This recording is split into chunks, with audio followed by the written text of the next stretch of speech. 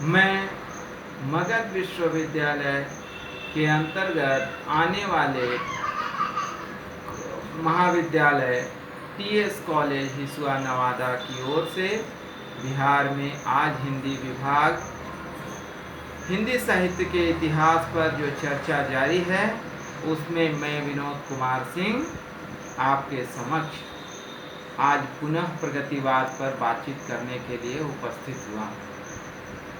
विद्यार्थियों, मैं प्रगतिवाद पर अब तक देखें तो प्रगतिवाद शब्द का अर्थ, प्रगतिवाद की व्याख्या, प्रगतिवाद शीर्षक पर समीक्षा, पूरे प्रगतिवाद की समीक्षा, उसकी अवधारणा पर विचार, उसके स्वरूप पर विचार इत्यादि कर चुके हैं, परंतु अभी भी हम लोग प्रवृत्तियों और विशेषताओं पर बातचीत नहीं किए। मित्रों, आज की जो बातचीत है वो हम लोग प्रवृत्तियों से शुरू करते हैं। आप जानते हैं कि जब भी प्रवृत्तियों पर बातचीत होती है तो प्रवृत्ति मतलब होता है उसका एक आदत, उसका लक्षण। नहीं कहते हैं कि तुम्हारी प्रवृत्ति अच्छी नहीं है, यानी तुम्हारी जो लक्षण तुम्हारा है वो ठीक नहीं है, तुम्हारी आदत अच्छी नहीं है। उसी तरह से यहाँ भी है कि तुम्हारी प्रवृत्ति बहुत अच्छी है या फलाने की प्रवृत्ति बहुत अच्छी है, यानी उसका लक्षण या उसकी आदत अच्छी है या अच्छा है। तो मैं समझता हूँ कि प्रवृत्ति का मतलब आप समझ गए होंगे। अब हम प्रगतिवाद के प्रवृत्ति पर विचार करते हैं। आप देखेंगे कि प्रगतिवाद की जो प्रवृत्ति है, अर्थात प्रवृत्ति यानी इसकी जो आदत है वो क्या है, तो उसको हम टॉपिक वाइज बांटेंगे। अब प्रत्येक दिन एक एक टॉपिक पर विचार होगा ताकि आपको अच्छे से समझ आ सके। आज हम विचार करेंगे प्रगतिवाद की पहली विशेषता पर, यानी पहली प्रवृत्ति पर, जिसका नाम है शोषण के विरुद्ध। पहली प्रवृत्ति आज इस पर हम लोग बातचीत करेंगे। शोषण के विरुद्ध यदि हम इस पर बात करें तो शोषण क्या है, तो किसी को दबाना, कुचलना या उसे परेशान करना, गुलामी के जंजीरों में जकड़ देना या उसकी कमजोरियों पर हमला करके उसे बाध्य करना, यह है शोषण।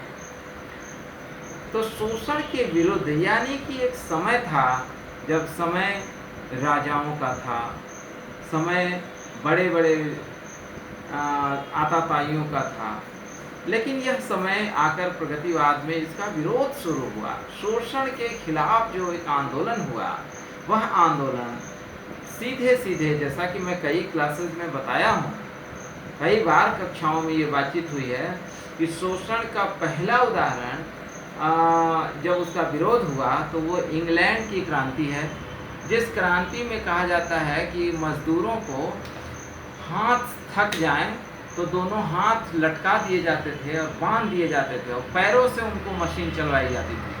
अर्थात ये कि उन एक मनुष्य को मशीन रूपी, पशु से भी बदतर कहेंगे, मशीन रूपी उसका काम लिया जाता था। और यह भी कहा जाता था कि ये मजदूर न तो वोट देने के लायक हैं, न किसी समाज में विचार प्रकट करने के लायक हैं। स्थिति अच्छी नहीं कही जाएगी, परंतु इसका विरोध पहली बार इसी प्रगतिशीलता ने इंग्लैंड में की, जिस पर बातचीत हुई है।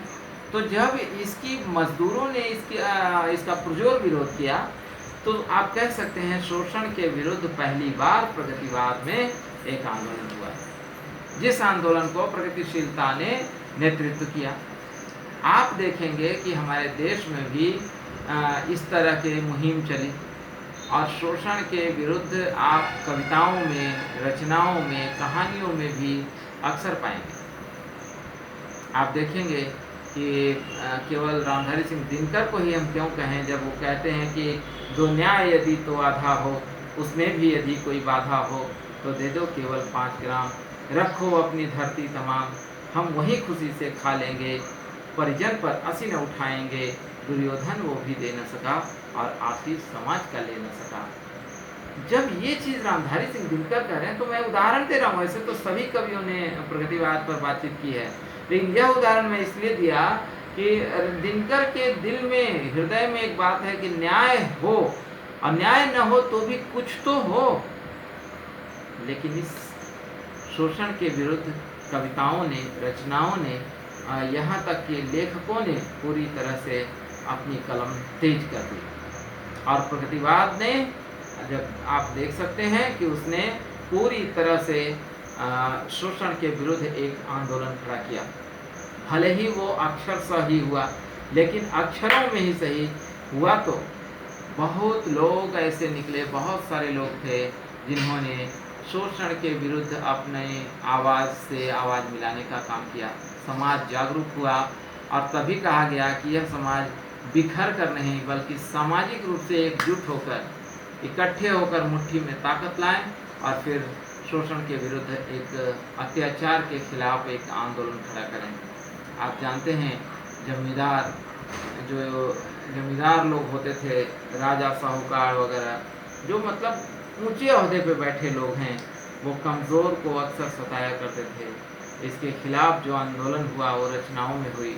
रचनाओं के साथ साथ आप देखेंगे कि समाज में हुआ, और समाज में हुआ तो इसके निवारण का कारण ढूंढा गया और फिर अंत में इसका कारण मिल गया और इसका दुख का निवारण किया गया। आप जानते हैं, कोई भी डॉक्टर के पास आप जाते हैं, अगर मर्ज पकड़ लिया उसने तो दवाई फिट बैठेगी, अर्थात वह जल्द से जल्द ठीक हो जाएगा, बहुत जल्दी सही हो जाएगा।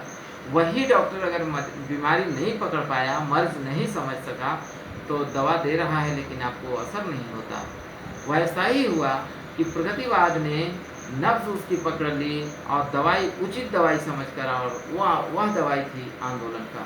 और यही आंदोलन लेखन के माध्यम से, यही आंदोलन समाज के माध्यम से शोषण के विरुद्ध इतना तेज आवाज़ उठाई गई कि अंत तक आप देखेंगे कि समाज जागरूक होने लगा और कहीं न कहीं शोषण के विरुद्ध जो आंदोलन है वो बहुत सफल हुआ।